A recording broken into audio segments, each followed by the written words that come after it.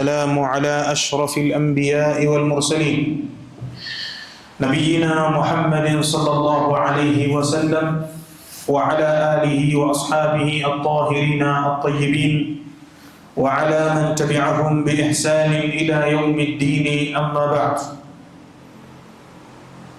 أيها المسلمون عباد الله، أوصيكم ونفسي بتقوى الله تعالى وطاعته فقد فاز المتقون. يقول الله جل جلاله: إنا للمتقين مفازا. Ndugu zangu, nasalu Allah tabaraka wa taala an yajziya shaykhana wa imamana khayra al-jazaa bima tafaddala bihi min muqaddimatin hasanatin tayyibatin li shahrin mubarakin shahr Ramadan. Tunamwomba Allah subhanahu wa ta'ala amlipe imamu wetu na shekhu wetu kheri zilizokuwa kubwa kwa utangulizi mzuri ambao ametutangulizia kuhusiana na masala yanayofungamana na mwezi uliobarikiwa, mwezi wa Ramadhani. Kwa hakika masail ya fiqhu siyam ni masail ambayo umma unahitajia. كثير من الناس لا يعرفون أحكام الصيام، لا يعرفون أقسام الصيام فضلا عن أحكام الصيام.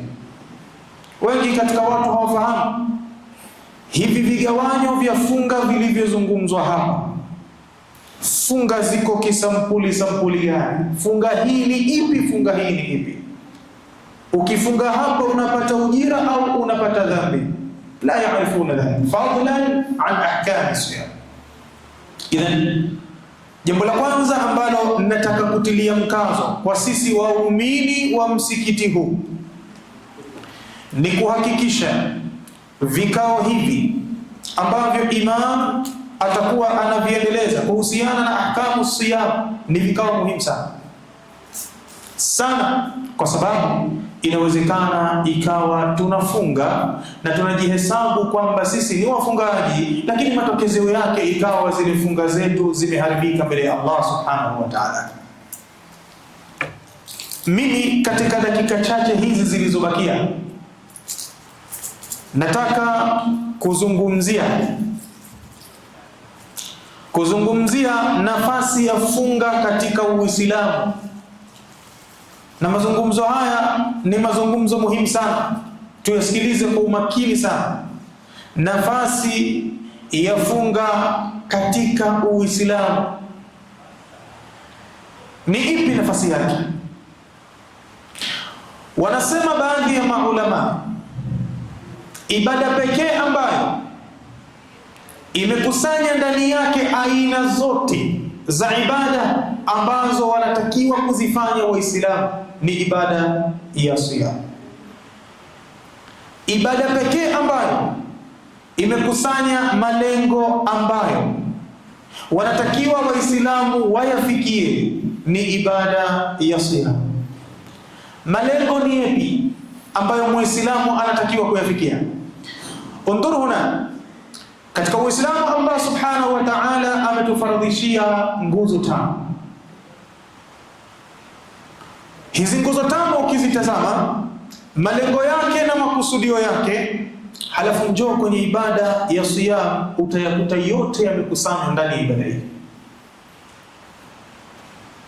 Jambo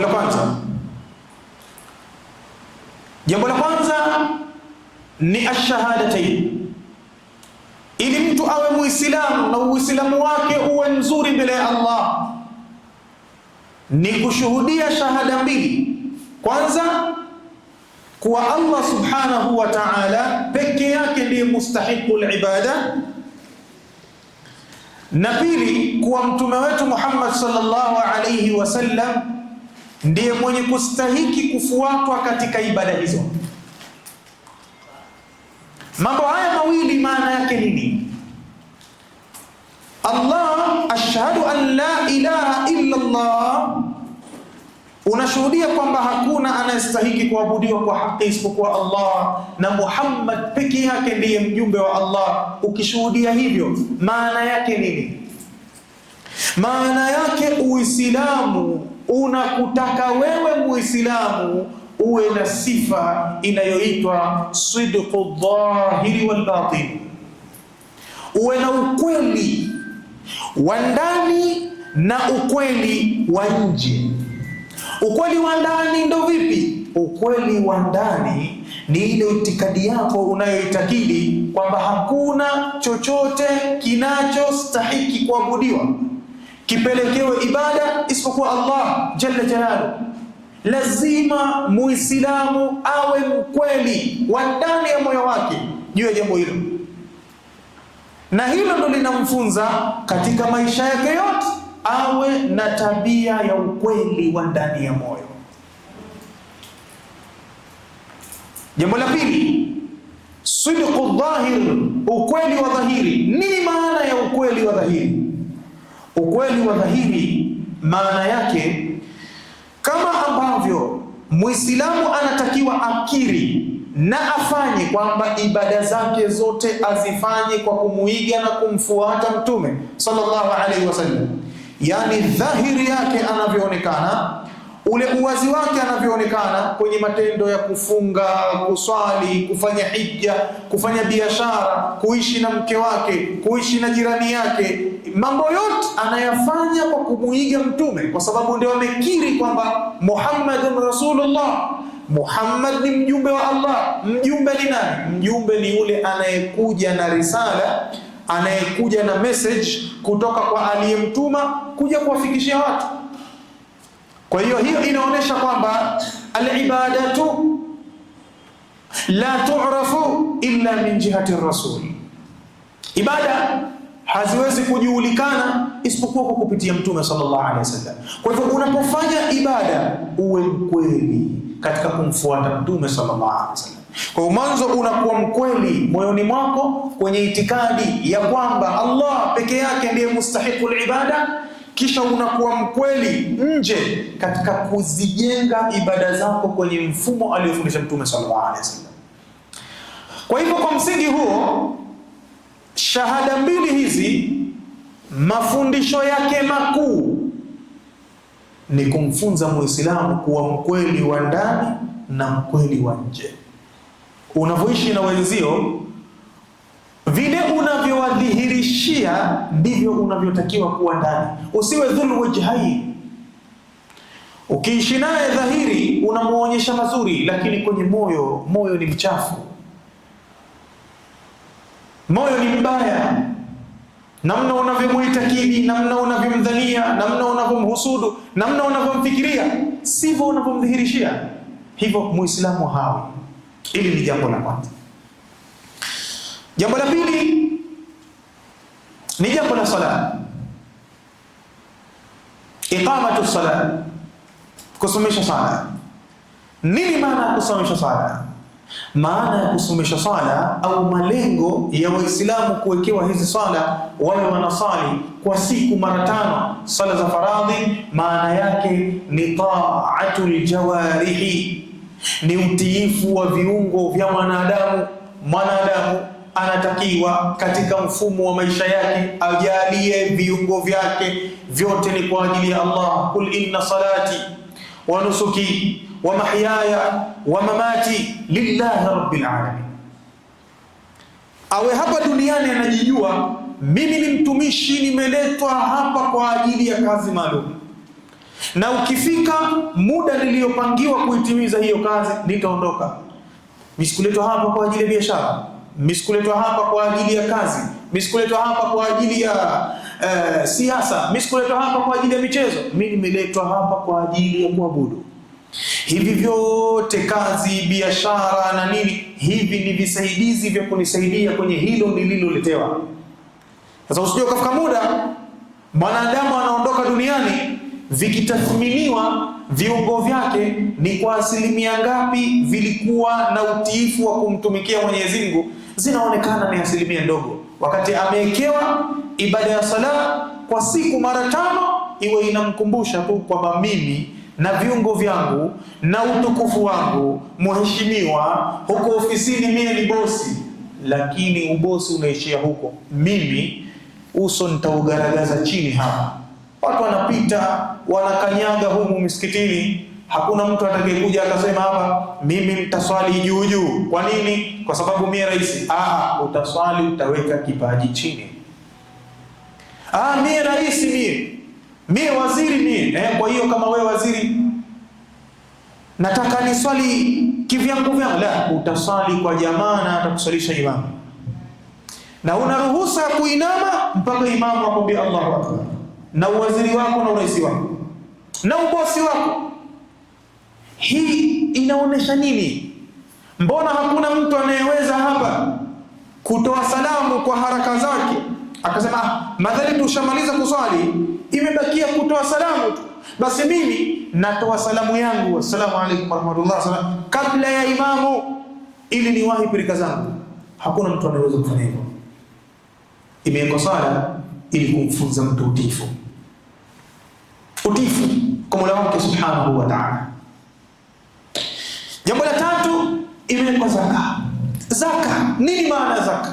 Zaka maana yake ni kuwasaidia wanyonge wasiojiweza. Kwa hivyo kumbe Uislamu ni, ili Uislamu utimie, ni lazima katika maisha yake mtu awe anafikiria kuwakumbuka, kuwasaidia wasiojiweza, na wawe na sehemu. Wa fi amwalihim haqqun ma'lum lisaili wal mahrum, katika mali zao kuna haki maalum kwa wanaoomba na wasioomba.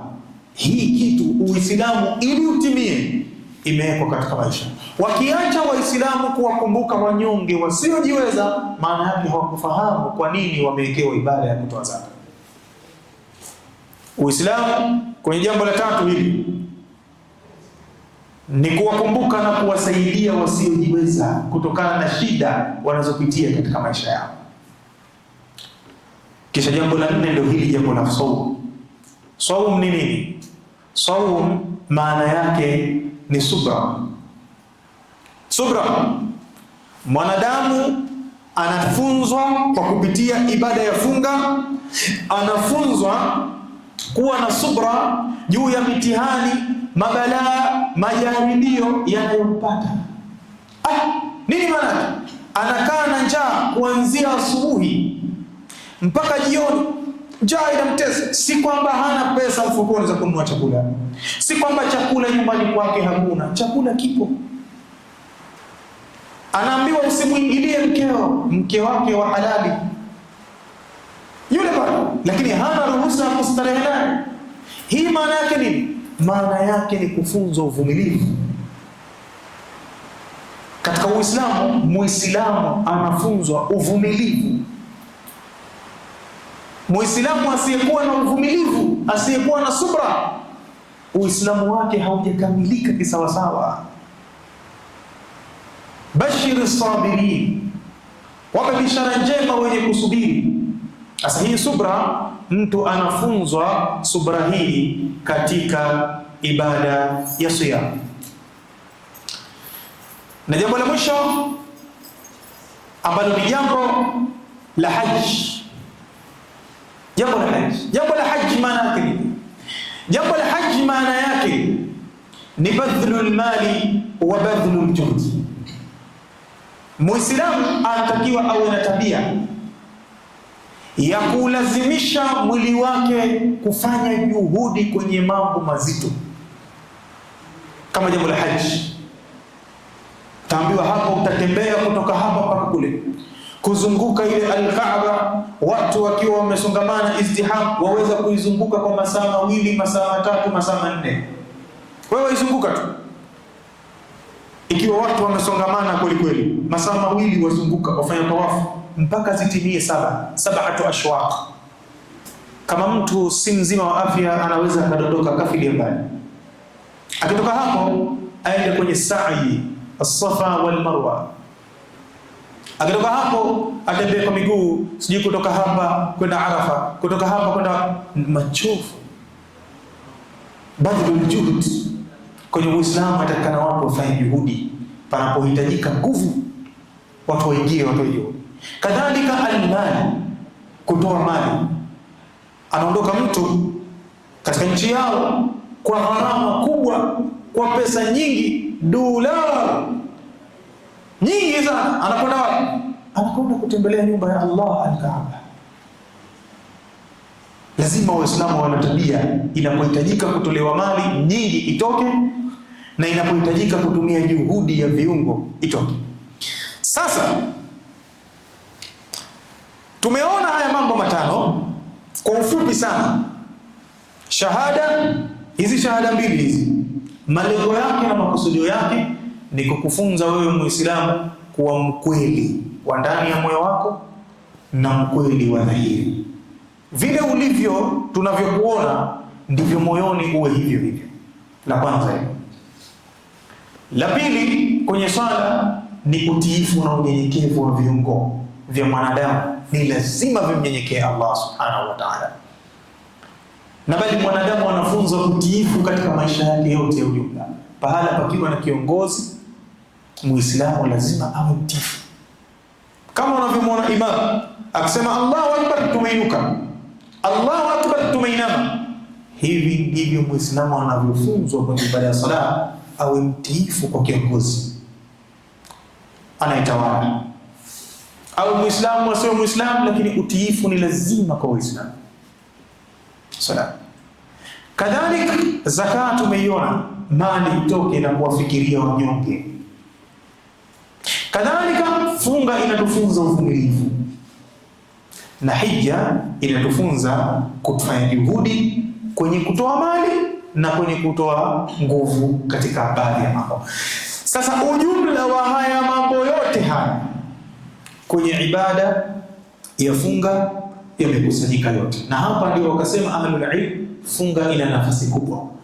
Ndio maana Allah akasema kullu amali ibni adama lahu, amali zote anazozifanya mwanadamu ni zake yeye, illa saum, isipokuwa ibada ya funga. Fa innahu li, funga ni yangu mimi. Mimi ndo ninomjua mfungaji wa kweli kweli ni nani katika watu.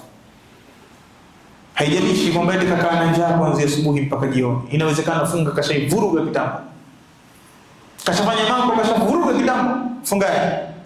Watu wanasema kafunga, lakini mbele ya Allah hakufunga. Fa innahu li, funga ni yangu mimi. Wa ana ajizi bihi, na mimi ndio nitakayelipa funga. Yani mimi ndio ninajua hasa malipo anayostahiki mfungaji. Sasa hii ibada ya funga ukiitazama imebeba yale makusudio yote moja baada ya moja, yale moja baada ya moja imebeba, kuanzia kwenye shahada mpaka kwenye ibada ya haji. Kivipi? Tusikilizeni kwa makini. Tumesema zile shahada mbili zina malengo ya kumfunza Muislamu kuwa mkweli wa ndani na mkweli wa nje vile vile.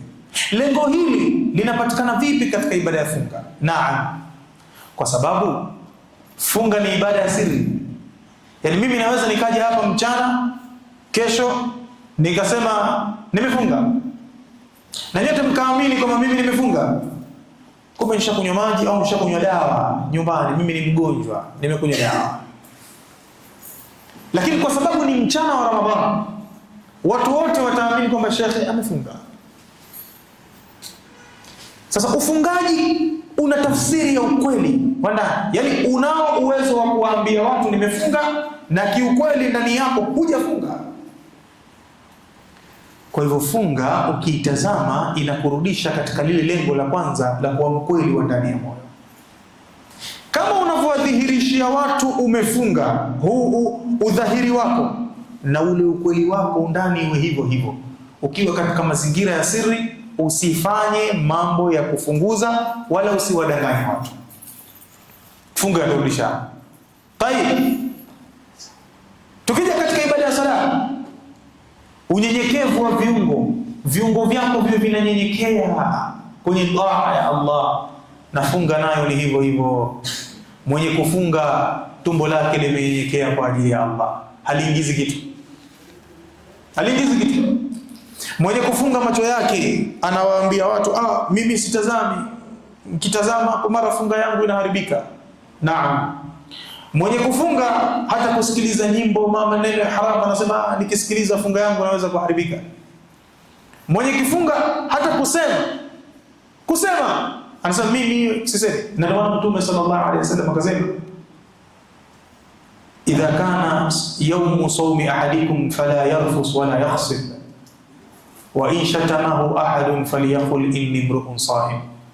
Mtu akiwa amefunga asifanye mambo ya upuuzi, asigombane na watu. Akija mtu akampiga akagombana naye, yeye amwambie neno moja tu, inni imru'un sa'im, mimi nimefunga. Lau kama sikufunga ningerejesha kitu kwako, lakini mimi nimefunga, utaniharibia funga yangu. Ala, kumbe funga ni sehemu katika unyenyekevu wa viungo kwenye kumtii Allah subhanahu wa ta'ala. Kwa lile lengo la sala, hata kwenye funga pia vile vile lina sehemu ya kupatikana kwake. Kadhalika zaka tumesema ni ibada yenye kuwataka kuwasaidia wanyonge wasiojiweza, ni katika malengo yake. Na kwenye funga lengo hilo limo vile vile. Fa inna as-sa'ima au fa inna al-ghaniya idha dhaqa al-alama al-ju'i tadhakkara al-fuqara. Mtu mwenye uwezo anapoonja maumivu ya njaa na chakula anacho kwenye friji, kila aina ya asir, juisi, vitoweo wa hakadha, kila aina ya chakula, fruits zimo ndani ya nyumbani kwake, lakini hawezi kula. Kwa sababu gani? Allah akamwambia usile kuanzia linapochomoza jua mpaka jua linapozama inavyotakiwa. Akionja maumivu ya njaa vile inavyompiga, haraka akumbuke kusema kuna watu haya ndio maisha yao. Kuamka kwao asubuhi wanaamka na njaa. Mimi leo nimeamka na njaa kwa ibada, sili chakula kwa sababu ni ibada. Lakini kuna watu ndo maisha yao yote, ndani ya Ramadhani, nje ya Ramadhani, ndio wanaishi hivyo. Sasa ushaona kwamba hili ni jambo sasa la kumfanya huyu tajiri mwenye uwezo awakumbuke kuwasaidia wasiokuwa na uwezo, kana kwamba Allah kaileta maalum kukumbusha, kuna watu, wewe siku 30 tu hizi ndo, na sio siku zote, ni ule mchana ndo unaona hivyo unavyokutesa. Unapata tangu hana nguvu, anakuwa mkali bosi, kipigiwa simu tu ndogo hivi mkali, asema atampiga mtu mkono. Mbona bosi mkali hivi siku njaa? Anafunga siku hizi bosi huyo, ataua mtu. Ala, kuna viumbe hii ndio maisha yao. Wakibahatika kukipata wamebahatika. Uko saa 2, saa 3, saa 4 usiku huko. Hakala. Kwa hivyo unaiona funga inaturudisha katika lile lengo la zaka la kuketi kuwafikiria wasiojiweza ili kuwasaidia. Funga. Kadhalik funga inatuleta katika masala ya umra na haji vile. Ibada ya haji yani ambayo malengo yake ni watu kutoa mali, kadhalika viwiliwili kuvihangaisha kwa ajili ya Allah subhanahu wa ta'ala. Angalia, ndio tunamalizia hapo. Ile ibada ya funga, Allah subhanahu wa ta'ala amehukumu mtu akifanya umra katika mwezi wa Ramadhani ni kana kwamba amefanya hija na Mtume sallallahu alaihi wasallam. Umra katika mwezi wa Ramadhani, msamaha wake ni mkubwa sana. Ndio maana utaona ndani ya mwezi wa Ramadhani Waislamu wanakurupuka kwa wingi kwenda kuifanya ibada ya umra. Tunarudi kule kwenye haji, pesa zitatoka nyingi kwa ajili ya safari, na vile vile juhudi ya mwili itatumika kwenda kufanya tawaf, kwenda kufanya sa'i na kufanya mambo mengine yote ndani ya funga, ndani ya Ramadhani, linaturudisha ile lengo pale pale. Kwa hivyo utaona kwamba ibada ya funga moja imekusanya malengo asasi ya nguzo tano zote. Nguzo tano zote. Pamoja na yote hayo, Allah ameiweka kwa mwaka mara moja, ayyama ma'dudat, masiku machache tu, ayyama ma'dudat. Ilidhalik Waislamu wanawajibikiwa kuijua funga kuisoma funga ili waifunge vile inavyotakiwa kufungwa, na baada ya hapo watarajie malipo kwa Allah subhanahu wa ta'ala. Natumai itakuwa tumepata faida kwa kiasi ambacho Allah subhanahu wa ta'ala amejalia. Tumuombe Allah subhanahu wa ta'ala tujalie min alladhina yastami'una alqawla fayattabi'una ahsanah. Subhanakallahumma wa bihamdik wa nashhadu an la ilaha illa anta wa nastaghfiruka wa natubu ilayk. Wa sallallahu ala nabiyyina Muhammad wa ala alihi wa sahbihi wa sallam. Alhamdulillahi rabbil alamin.